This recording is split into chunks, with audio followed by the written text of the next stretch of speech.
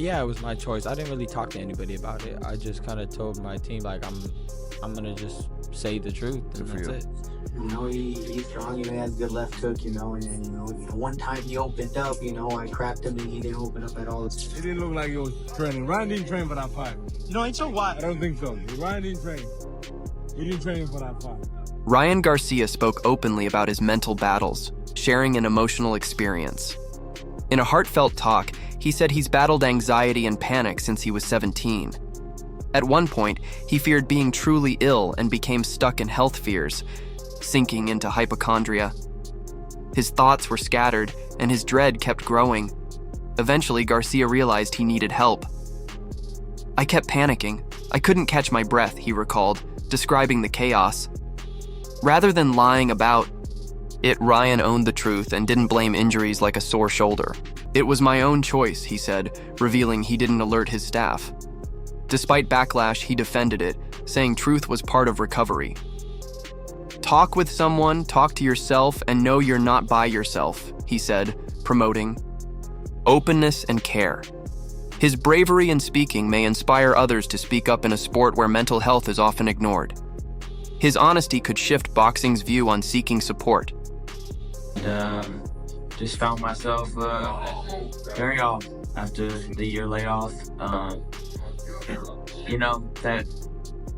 That whole year, it was a lot for me mentally, as you guys know. So the fact that I got here and I'm in the position I am, my mind is as clear as it is a victory for me, I would say. Mike Tyson and Derek Jeter both expressed concern after Ryan Garcia's loss to Rally Romero. In a live stream, Derek was blunt, saying Ryan didn't prepare right. He believed that after a long layoff, Garcia looked off track. Tyson, though, gentler, agreed and shared similar concern about Ryan's state. Derek explained that while Ryan didn't give full focus to camp, Raleigh earned full praise for his effort. Their straight comments echo what many insiders now think, that Ryan's poor prep was key to his loss. The fight reminded everyone that serious preparation is essential when facing tough opponents. How devastating? He'll live to see another day. That's it. How devastating of a loss is this for Ryan, man? Not devastating at all. At all. Why? Win 12 rounds. He knows he's way better than that. He knows what he has to do. So, do you think the Devin Haney fight probably off the table? Do you think that, or it'll be back. It has to happen. How do you think Devin looked out there, man? Gun shy. Literally, he was running. I mean, he was scared to me. Yeah. Scared of getting hit. Teddy Atlas gave a full breakdown of the Ryan Garcia versus Rally Romero fight, covering both fighters' positions. He mentioned Romero now has a big shot at making real money. Atlas also saw signs that Ryan has matured, becoming more serious and focused on his craft. While joking that Raleigh might have connections helping his rise, he respected his drive and noted Romero seems more level-headed now. Atlas talked about Ryan's earlier doubts and odd choices, but said if Ryan's truly faced his past, he can still climb back. He admired Raleigh's mix of talent, technique, and flair, saying this could be his breakthrough. If he stays focused, Atlas believes Romero can keep winning and go far. This is a lack of real planning. He should have had a tune-up fight first and then go into a fight with a guy like Romero. But, these fighters and the promoters get turned by the money, and they don't make really good decisions. A good decision would have been to take a tune-up fight, and then, then you move to a Romero or even a Haney or so forth. You don't go right in after a year. Look at Haney. Haney looked terrible with Ramirez because he hadn't fought in a year. Did he seem to be gun shy? Did he seem to be worried about taking another big shot? Who's that? Devin Haney, with the way that he was moving around. Absolutely. You see that? I mean, I don't know how you scored because it's hard to tell. But, who's going to want to see Haney fight if he fights that way? You want to see the rematch? After what? Yeah. What'd you think about Teofimo Lopez? His performance? He did okay. I mean, he did okay. But he knew he was in with Barboza, who can't break an egg. You know, Barboza's fought so many fights for us. I don't think he's had one knockout. You know, so Teofimo could show his whole arsenal. Rally Romero's win over Garcia is being treated as a wake-up call for trainers and young boxers. The match proved how much hard work, routine, and focus matter in this sport. Coaches who emphasize footwork and clean shots were likely disappointed in Ryan's showing. Famous for his hook, Garcia went quiet for long stretches, letting Rally gain control. After losing, Ryan responded maturely. Despite the pain, he gave credit to Romero, which earned praise from fans and analysts. Ryan took it well. No excuses. Someone posted calling it rare. Rather than pointing fingers, Garcia respected the sport and the outcome. His calm attitude showed maturity and made people take notice. But the final scores caused outrage. Judges gave it 115-112 twice and 118-109, even though Garcia knocked Romero down early and threw just 54 punches, one of the lowest ever. Many argued the numbers didn't reflect reality. That sparked new arguments about fairness and judge consistency. While Romero clearly won, the math raised bigger questions about the system. I would advise you to be so open about it, because I'm sure your team was like, let's just say it's a shoulder injury, let's not talk about mental health, because again, you're the first one to do it. Yeah. Was it your choice? Yeah, it was my choice. I didn't really talk to anybody about it. I just kind of told my team, like, I'm gonna just say the truth, and that's it. And we'll see. And you still got backlash after that? Yeah. Jesus. Of course, because there's people that have like this idea on social media. Well, because they really want me to, like, you know, I'm just easy to pick on, right? Totally. Yeah. Like, oh, you know, this kid. Like he has everything. Yeah. What do you mean mental health? Yeah. It's like, no, you don't understand. Like, Yeah, no, stuff, crazy. But You're still a stuff doesn't human equal being happiness. But the you know? thing is, I've struggled with it since I was 17. It was something new. It just got to like a place where, and I don't even know how it truly happened, but because I had just won the biggest fight of my life. Which fight was that? It was Luke Campbell, right after I knocked him out. Huge fight. And I was on top of the world. Like, I mean, my social media numbers were even crazier than it is now, and Was it's there a crazy big growth now. from that? Yeah. Yeah, it was amazing. But was it the pressure? Is that what got to you? no, I got to, like, I just got so lost. Like, I don't know, I can't really explain it. I just kind of like being in a maze and you don't know where to go. Like, I just couldn't keep my focus on anything, and then I just kept on thinking I was sick. I came to, like, I became like a true hypochondriac to the point where I was like, yo, I got a problem for sure. Like, and then I just kept going through that, and then more panic attacks, and I couldn't breathe half the time. So how'd you get out of it? Talk to the right people. Talk to the right people. First of all, talk to yourself. Yeah. Say this is an issue. Exactly, being honest with yourself, the truth, and then conversations with people and understanding that other people have went through a similar situation. It kind of eases off that thing, I'm alone in a way. Like, okay. After Ryan Garcia's loss, many started to doubt if his expected fight with Devin Haney would still go ahead. Some questioned whether Garcia could recover and stay among the top names. But his promoter, Oscar De La Hoya, quickly said the fight is still on and the loss changes nothing. Oscar insisted Ryan still wants to face Haney. Meanwhile, Keyshawn Davis stood by Garcia, even predicting Ryan would knock Haney out in the rematch.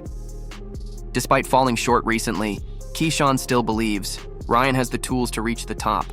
He said the Haney fight is very much alive and fans will definitely show up. It doesn't matter. Ryan's still going to meet Devin and the world will watch, he said. That matchup remains one of the biggest expected fights. After Romero's win, his team hyped him up, calling him the true king and downplaying Gervonta Davis's past. They even said Tank's reign is finished, trying to put all eyes on Romero. Their comments triggered major arguments. Some fans doubt it, while others say Raleigh's victory starts a new chapter for the division. Whether or not he proves it, Romero's camp is enjoying the spotlight. What about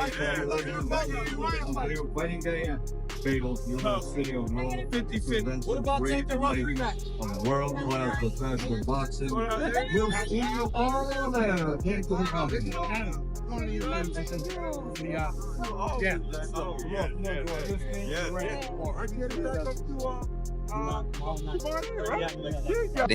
A dance partner that makes sense.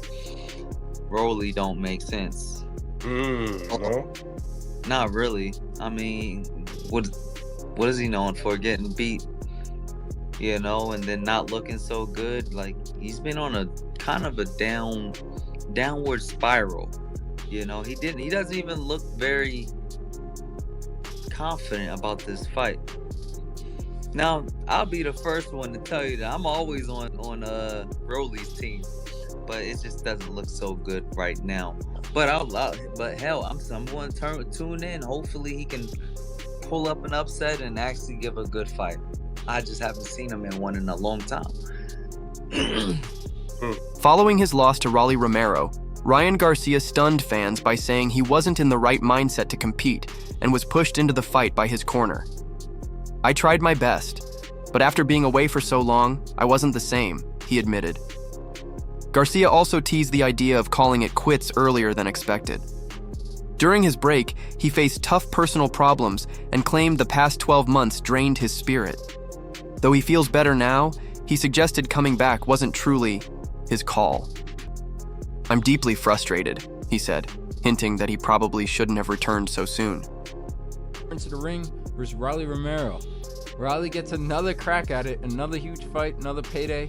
Does Rally, hey, look, I'm kidding. I like him. He's a fighter. I like him. He's a fighter, and he's gotten a little more humble. He's quieted down. He just fights now. I like him. But let me ask you a question, bud, okay? Again, because I think people, if anything, they can hate me, they can like me, they can tolerate me, but they know I'm going to say what I think. And maybe what they're thinking, but they can't say. But does he have pictures on somebody? Because he keeps getting these fights. He loses the big ones, and he gives his all. I'm not knocking him, but he loses the big ones, and then he comes up and gets a big fight where obviously it passes somebody else up on the line that probably thinks, hey, wait a minute, I've been winning. I've been winning over here, and I'm not getting this shot. This guy loses when he gets them, and he gets another one. Like, what the? Like, what the heck? What the heck? You go back to when he was fighting on Showbox. He fought a guy from a Dominican kid named Jackson Marinas. I thought he lost that fight. I was live at the fight in Vegas versus Ishmael Barossa. Tony Weeks gives him a gift, stops the fight. Horrible stoppage. He loses to Pitbull Cruz, to your point, to Tank Davis, and here he is again. He could talk, he could sell, right? He's got a mouthpiece on him. And he's got Al Heyman. He's got Al Heyman. Al Heyman has helped him. Yeah, most importantly. And an exciting style, right? He does come forward, he is strong, and he engages. So in this fight, he's kind of, sometimes he's kamikaze, but yeah, he goes and he comes and he comes and he puts it forward and he leaves it. Garcia's emotional outburst revealed he faced more than just Romero in the ring. His confession shook the boxing community. Lou DiBella voiced surprise, admitting he didn't expect Raleigh to outperform Garcia. After a year off, Ryan was rushed into a high-risk bout many called reckless. Bill Haney raised concerns online, congratulating others while expressing doubt. Meanwhile, Oscar De La Hoya faced backlash, with many asking why Ryan didn't cut ties after such a dangerous fight, especially without PEDs. Ryan's own words proved he wasn't prepared, but his team chased profits. Critics now argued De La Hoya sabotaged him. Even after Garcia broke down, Oscar played it down, calling the loss minor and insisting Ryan knows the game. His reaction angered many who felt Ryan was poorly handled. Instead of accepting blame, Oscar's careless remarks only added fuel. A welterweight in Ryan Garcia threw just over 200 punches. All right. Now, we have heavyweight fights. We have heavyweight fights like Joe Joyce versus Filip Hrgovic, which I think were double that in a 10-round fight, and they're heavyweights, big heavyweights. I don't know what happened here. I really don't. But I will say with Rowley, right? I've said with Rowley before, and I picked Ryan Garcia massively to win this fight. Rowley has never impressed me in the slightest. In fact, I never understood why anyone thought this guy was anyway decent. I thought he lost the fight earlier in his career. I can't remember the guy's name he was in there with, but he was a very dubious decision. He looked well, against Ishmael Barroso, a guy who was officially 40, but let's be real, was probably close to 50. He looked terrible in that fight. He got dropped in that fight. He got stopped at one punch by Tank Davis. He got the living crap beat out of him by Pitbull last year, so much so that when they interviewed him in the post-fight, he sounded just completely incoherent and out of it because he was probably concussed in that fight. And I just thought, like, this is just tailor-made for Ryan Garcia. He's got the easiest fight out of them all. It's just tailor-made for him. And I thought we would see one of these three guys, Teofimo Lopez, and his fight with Barbosa was probably the most entertaining fight of the three main events. And that wasn't a great fight. It was good, but it wasn't great. This, I don't know what it was. Was it something to do with the fact that it was in Times Square? The atmosphere was not what I was expecting. Bob Arum recently fired back at Ryan Garcia's team, slamming them for scheduling the Romero fight after a long break. He blamed poor planning for Garcia's weak effort and said he should have faced an easier foe first. Arum explained promoters often value cash over caution. He felt Ryan needed a tune-up match before challenging big names like Romero or Haney.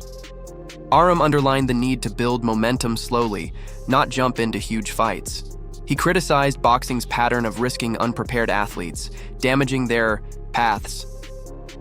Arum said even top boxers like Haney can seem rusty after breaks, noting his shaky bout with Jose Ramirez. He called Garcia's return plan reckless, saying, "Bad matchmaking wrecks fighters." Arum's view points to the need for smart guidance and shielding young stars from risky paths. Bruce became a champ. Rolly became a champ. Ted resume is gold. Oh, I'm telling you, they go crazy. They gonna go he crazy. did this to him. He did this to him. So what that say about it? Oh man, I can't hear now. How about this? Every time they put Ryan Garcia in position to win a belt, he fucks up. Damn, and if you say every time they put position in Rolly, he win. Crazy. Crazy, bro. Rolly is about. Look at Devin. Look at Devin. Look at Devin. He shook his head because he upset. He gotta be disappointed. There goes my fight. He about to see the bag get down.